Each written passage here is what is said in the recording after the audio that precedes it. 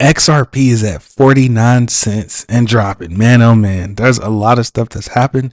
Yo, what's up, everybody, and welcome back to my channel for another one. While you're here, smash those likes, hit that follow button. It's a free and great way to support the channel, so you might as well just do it.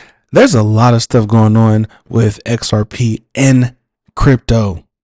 Look at this. We got some transaction going early this morning, but let's get right into the news. For those that don't know, the major headline: 2 new amendments have been passed and will be implemented very soon. The first one is the clawback. The second one is AMM, also known as the automatic market maker. The first one is the clawback. Now, for those that don't know, this is very interesting because something happened yesterday that was very unique, right? If you don't know, not Ripple's account, but Chris Larson's account was hacked for over 213 million XRP.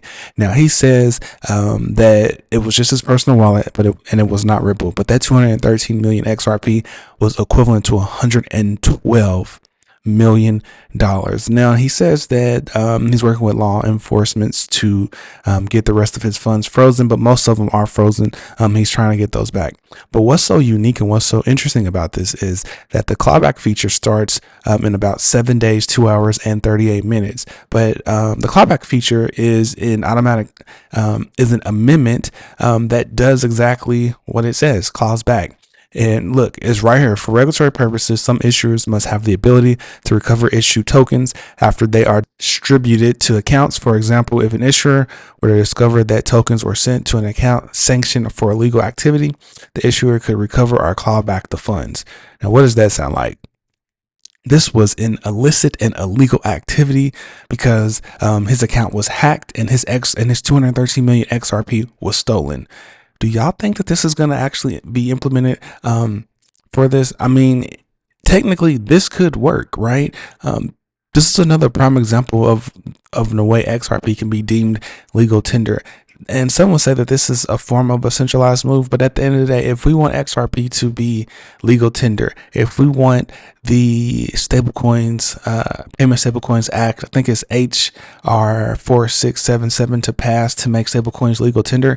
And if we're thinking that XRP is going to be considered a stablecoin at a high valued at one set value amount, could be 10,000, could be 5,000, then the XRPL needs this type of clawback feature, because if you make a transaction and you make a transaction for goods or services and you decide that you want your XRP back, then the same way money is refunded by way of a debit card or a banking account is the same way that XRP will be clawed back as a refund, right? So if they're going to consider XRP as legal tender, then this clawback feature is inevitable for it to happen. Now, everybody's not going to be able to have this feature, right? It's only for regulatory purposes, right? And if an account gets hacked, why not, by way of Chris Larson's account, if an account like this gets hacked, why can't law enforcement kick in and do the clawback feature for him to get his 213 million XRP back? Think about that for a minute. His account gets hacked and the clawback feature has now been enabled, right? It starts in a few days. We're literally saying XRP is legal tender, and this was an illegal activity. Sanctioned are an illegal activity. When funds get hacked and stolen, that's considered illegal activity. So why not use the clawback feature? Makes perfect sense. All right, so another one is the automatic market maker. This is the one that everybody is excited for. This is the one, and look at that. It's at a Ripple consensus of 85.71%, and it could happen as early as February the 14th. What is the automatic market maker? Well, let's read it. It adds the functionality to the ledger in a way that is integrated with the existing decentralized exchanges. Each pair of assets, tokens, or XRP could have up to one automated market maker, which is you, me, or anybody else that wants to take part in the automated market maker or XLS 30D to earn passive income. which anyone can contribute to liquidity for a proportional share in the earnings and exchange risk. Each automated market maker instance has a special account to hold its assets and use LP tokens, also liquidity provider tokens, in a proportion to their deposit, which means you have to give up your XRP for LP tokens. But that's always a risk when you give up your XRP or any other digital assets for some type of other tokens in exchange to provide that type of liquidity. So there's always risk there. So please do your research when it comes to that. But this is very interesting.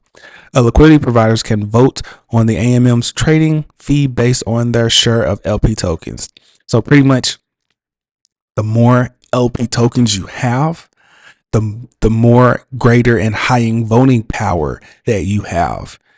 Users can bid LP tokens on the right to trade with the discounted trading fee for a limited period of time. And here's all the stuff that it adds. You can bid on the auction slot, which offers discounted fees. You can create new AMM instances that provide initial funding. You can remove an empty AMM instance from the ledger, add funds to an existing AMM and receive LP tokens, return LP tokens to an AMM to remove funds. You can vote on trading fees. This is very interesting. Passive income is down here, but it won't effectively start until February the 14th. That's in exactly 12 days, 23 hours, 23 minutes. So I thought that was very interesting. But yeah, if anybody ever wants to know where to look at these amendments from, all you gotta do is type in xrpscan.com. Then go to the top to where it says amendments, and then you will see them right there. But yeah, I just thought, excuse me, y'all. Excuse me. But yeah, I just thought that was very interesting that the moment Chris Larson's account gets hacked, the clawback feature has now been enabled. I don't understand why people aren't talking about this.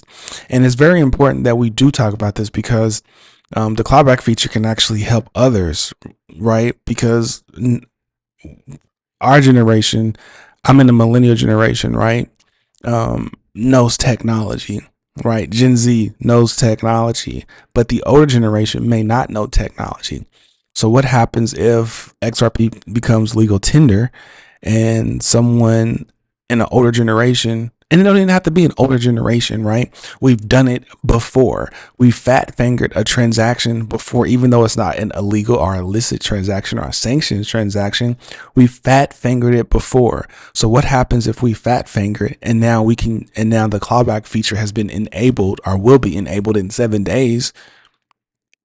This could potentially roll out in a good way, and go past, for regulatory purposes, right?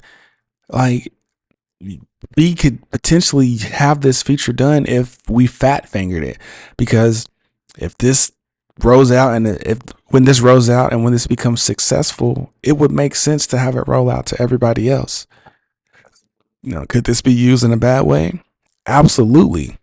But this also brings it one step closer to being legal tender. Moving on. And this is also an article about XLS30D. Since XRP holders can now earn passive income as AMM amendment finally passes. So that's very great.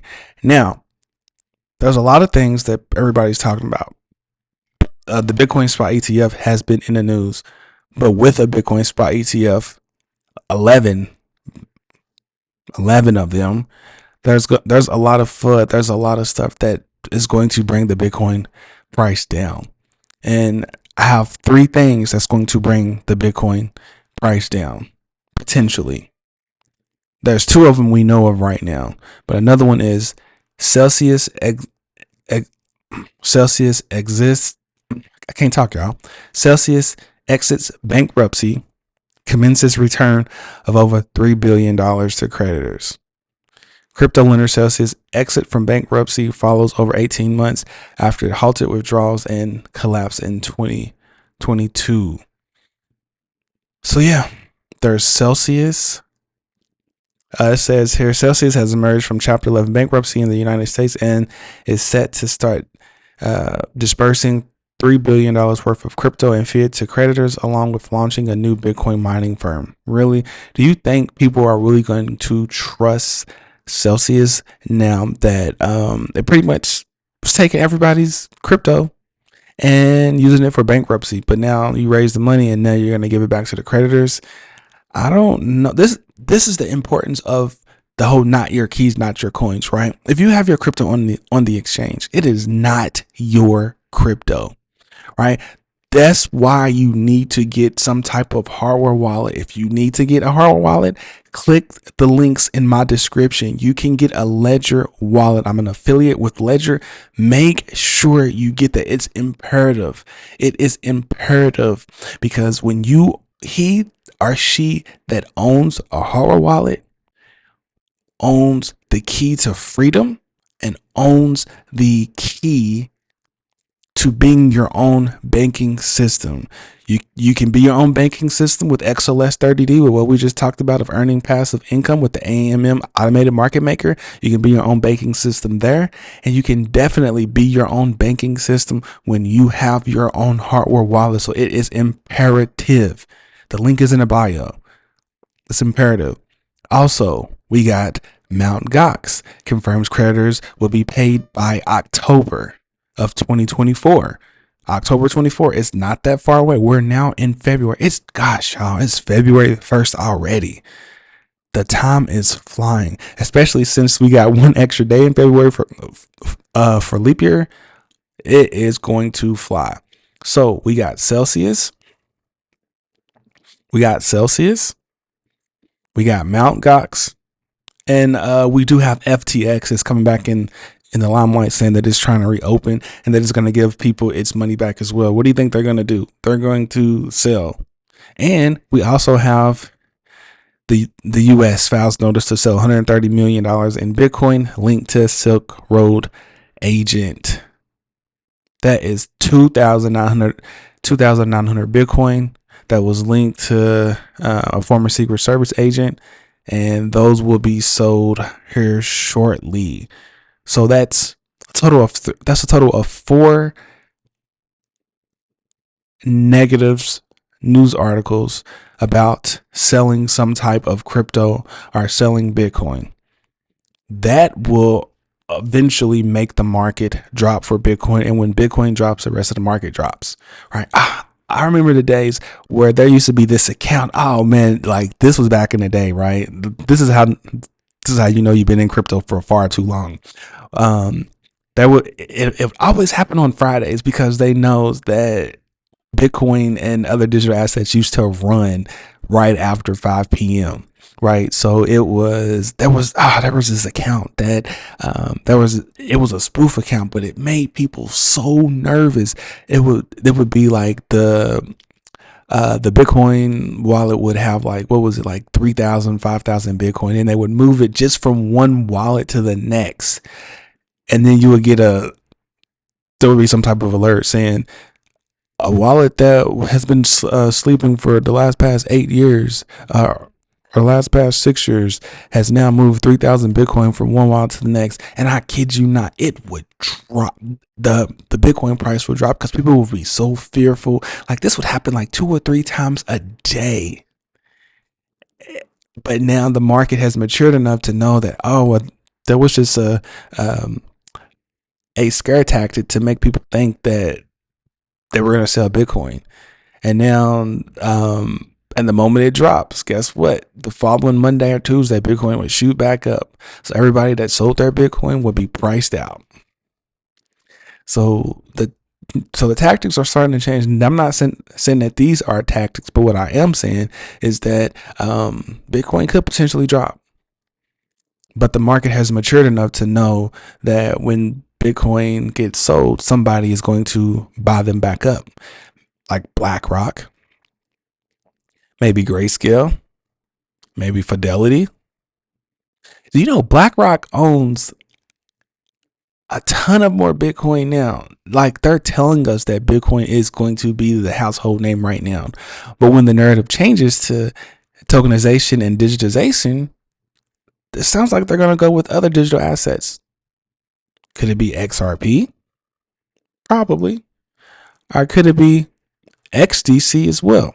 Yeah, we got some XDC in the news. XDC, Zenfin Network is saying, we are thrilled to announce that XDC and 13 XRC20 tokens built on the XDC network are now available in the Tangum wallet. You can now send, receive, swap, and store XDC or XRC20 tokens easily and safely with your Tangum wallet. Yo, I am not gonna lie, XDC has a lot of things going on, and people fail to understand the purpose behind XDC.